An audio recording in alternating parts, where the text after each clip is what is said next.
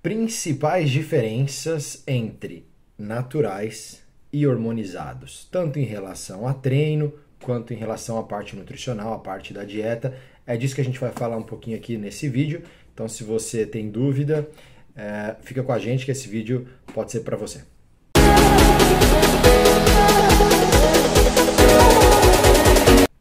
Então vamos lá, eu separei aqui, fiz uma lista rápida para que o vídeo não fique muito longo, falando das principais diferenças entre naturais e hormonizados. São basicamente 5, 6, 7, porém dentro dessas 5, 6, 7 diferenças a gente tem algumas ramificações, então a gente vai tentar falar um pouquinho, abordar um pouquinho sobre cada uma dessas ramificações, mas eu separei somente as 5, 6 para que o vídeo não fique tão longo e a gente aborde as principais diferenças entre naturais e hormonizados. Então vamos lá, a gente vai começar aqui primeiro por lesões articulares. Quem é que tem mais lesão articular? Se é um natural ou um hormonizado?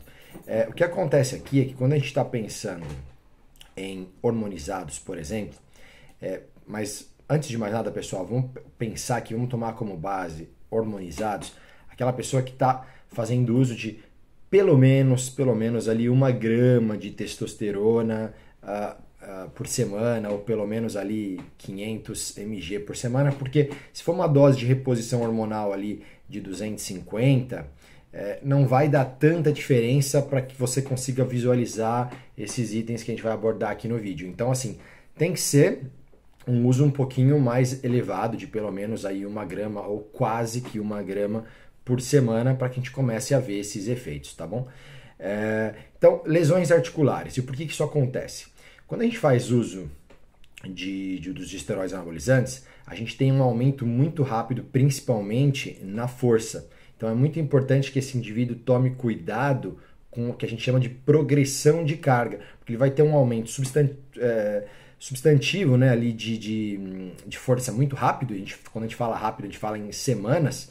Então as cargas elas passam a ser muito maiores, então as chances de lesões articulares, e aí a gente engloba isso aí, por exemplo, a tendões, ligamentos também, elas são maiores se não houver esse cuidado com a progressão de carga. Então é preciso que você periodize bem ali, periodize de maneira bacana o treinamento para que se evite isso. Já o natural, ele não vai ter uma discrepância tão grande, ele não vai ter esse contraste tão grande, bruto, de aumento de força tão rápido, em um mês e meio, 2. Né? A coisa ela segue ali um certo platô, né? Então ele consegue controlar muito mais os aumentos de carga, nem sempre porque ele quer, mas é porque realmente ele nem consegue ter um aumento expressivo nas cargas durante os exercícios. Vamos agora então para o nosso segundo item, recuperação. Recuperação, quando a gente está falando de recuperação aqui, vale tanto para recuperação entre as séries durante o treino, quanto o período de recuperação em relação aos dias de treino. Então, o que eu quero dizer com isso? O indivíduo hormonizado, muitas vezes, vai conseguir manter uma intensidade muito boa, muito alta de treino, com intervalos, muitas vezes, até de 1 minuto, 1 minuto e meio, em que um natural, mesmo condicionado, vai precisar ali de 2 minutos, de 2 minutos e meio, para trabalhar com aquela mesma intensidade de carga que o hormonizado. Ou seja, ele consegue reduzir os intervalos, que vai trazer para ele uma vantagem de ganhos muito maiores. Além disso, o tempo de recuperação ali entre os dias. Então, por exemplo, aqui só para a gente ilustrar, treinei peito na segunda de maneira muito intensa, muito bom treino e sou natural. Esse cara vai treinar peito de novo, talvez no sábado, talvez na segunda. Ele vai dar ali o que a gente chama de treino A, B, C, D e E, né? uma região por semana. Ele precisa de um bom tempo de recuperação. O hormonizado ele consegue reduzir esse tempo. Então ele vai conseguir, por exemplo, fazer correções em determinadas regiões, porque ele consegue aumentar o volume do treino, o volume de séries, e também consegue aumentar a frequência. Ele consegue treinar mais vezes, mais de uma vez, por exemplo, aquele músculo na semana, porque ele consegue reduzir os intervalos entre os mesmos treinos. Então, período de recuperação entre as séries, ele é mais eficiente, e entre os treinos também, para que ele fique bom novamente, que ele esteja apto para realizar o próximo treino para aquela mesma região. Então vamos lá, vamos para o nosso terceiro item, a densidade muscular, que é o que todo mundo busca aí, né? A tão desejada, a boa qualidade, a densidade, qualidade muscular.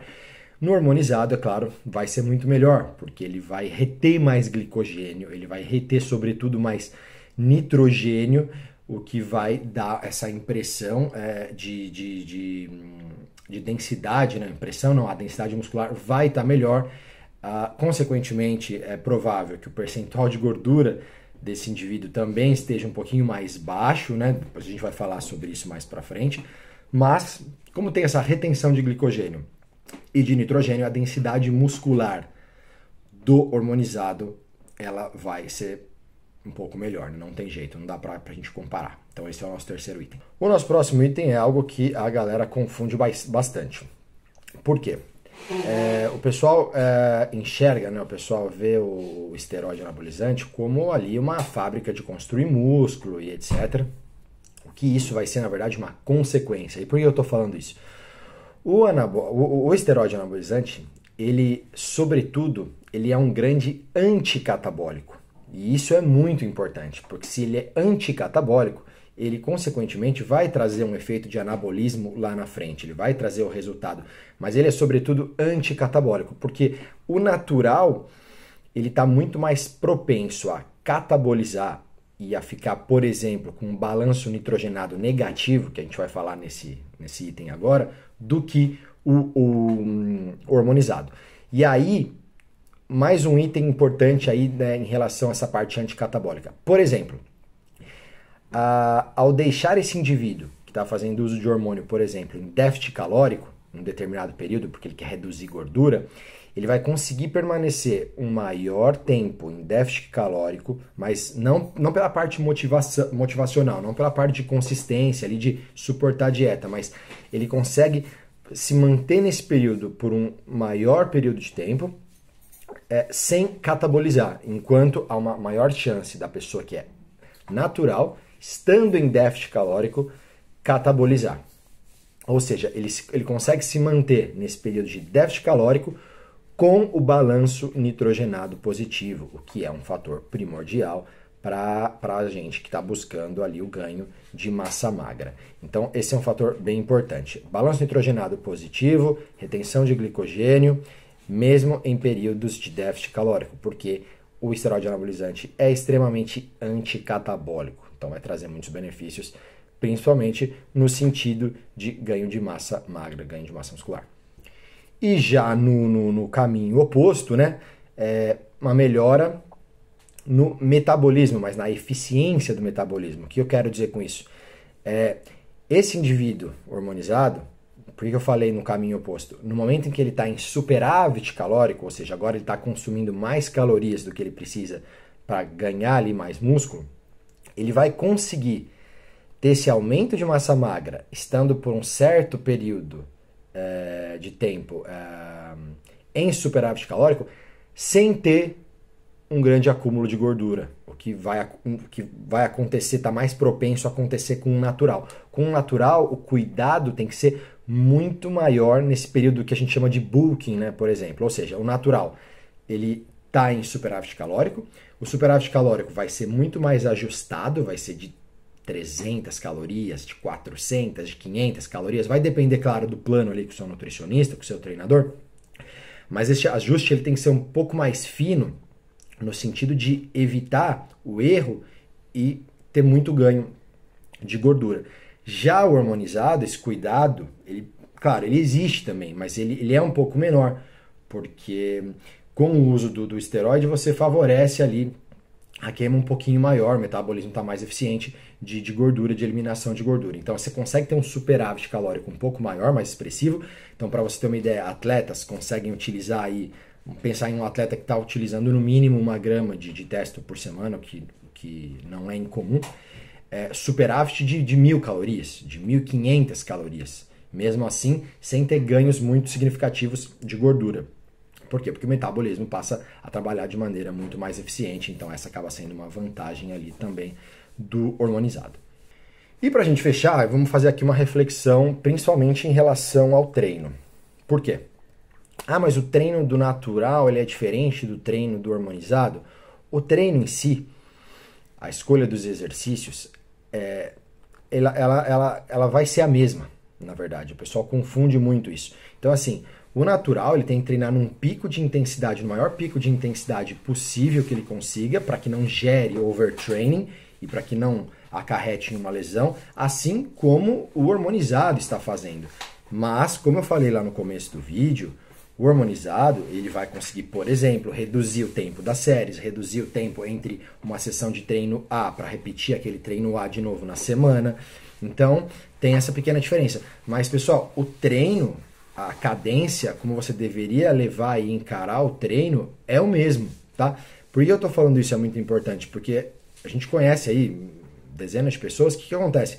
Quando não estão fazendo uso de hormônio por um determinado período, cai demais a intensidade do treino. E a pessoa usa o esteroide como uma muleta para garantir a intensidade do treino ou até a frequência de treino. E isso é errado, porque acaba criando uma dependência muito mais psicológica do que bioquímica ali em relação ao metabolismo. Ou seja, o treino, pessoal, é o mesmo. É claro, o volume provavelmente vai diminuir um pouquinho, mas assim, quando a gente pensa num volume alto, a gente está pensando aí acima de 18, de 20 séries, tá? Num treino. Então, estou fazendo ali um treino de peito e tríceps, que vão ter 25 séries entre peito e tríceps. Um natural, talvez já não seja uma boa ideia, um treino com volume tão alto assim, tá? Porque a chance dele catabolizar vai ser maior, mas aqui ele não vai fazer 10, 12 séries, mas ele vai parar em 16, 18 séries, talvez 20, entende? Então, o hormonizado ele consegue deixar um volume maior no treino, mantendo a intensidade alta, e aí, dentro de uma proporcionalidade, o natural vai derrubar um pouquinho o volume de treino, mas mantendo a intensidade alta, o máximo que ele puder, tá? Então, cuidado para não confundir isso e ficar dependente, principalmente psicologicamente, da droga para que você mantenha os treinos intensos. Então é isso, pessoal, a gente fecha por aqui. Essas são as principais diferenças aí, as mais básicas. Tem mais coisa para falar, né? Mas também não quis deixar um vídeo tão denso, tão longo, com muito vocabulário de fisiologia para que ficasse complicado. Então é isso, escreve aqui embaixo nos comentários se você já conhecia aí essas diferenças entre hormonizados e naturais. Curte esse vídeo também, manda pro seu amigo, não esquece de se inscrever no canal. Um abraço e até o próximo vídeo. Tchau, tchau.